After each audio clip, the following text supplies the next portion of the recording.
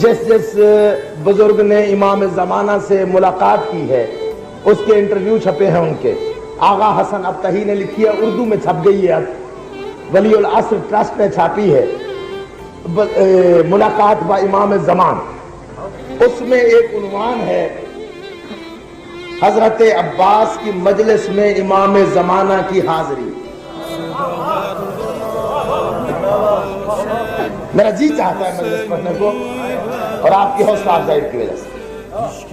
حضرت عباس کی مجلس میں امام زمانہ کی حاضری.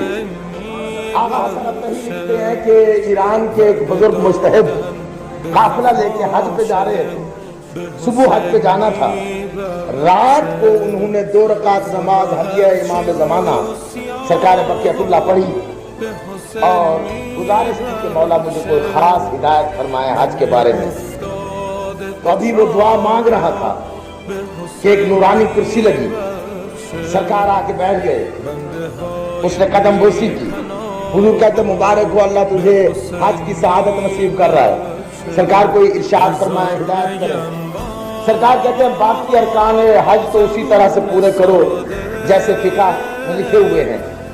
حضور آپ کوئی ہدایت فرمائے, کوئی خاص بات. سرکار کہتے ہیں اگر میری بات سنتے ہو, امام زمانہ فرماتے ہیں اگر میری بات سنتے ہو تو جب روز عرفہ میدان عرفات میں پہنچو,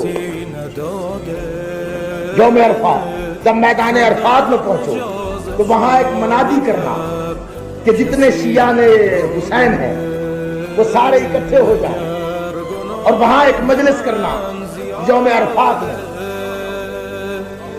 اور اعلان کرنا کوئی بیمار ہے وہ بھی آئے, کوئی مقروض ہے وہ بھی آئے, کوئی بے اولاد ہے وہ بھی آئے, کوئی معذور ہے وہ بھی آئے اس مجلس میں.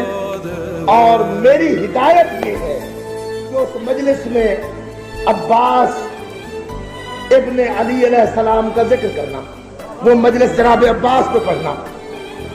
ہاتھ جوڑ کے مجتہد کہتا مولا کوئی خاص بات آئے ہے.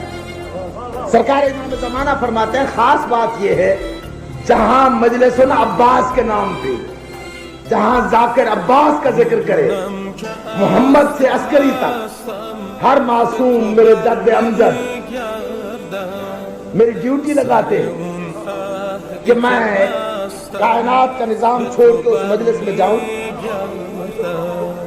وہاں بیٹھوں. جب ذاکر عباس کے فضائل پڑھے, جو مومن یا مومنہ خوش ہو رہے ہوں عباس کے ذکر پہ, اور جب مصائب پڑھے چیخے مار کے رو رہے ہوں, میں امام زمانہ ہوں.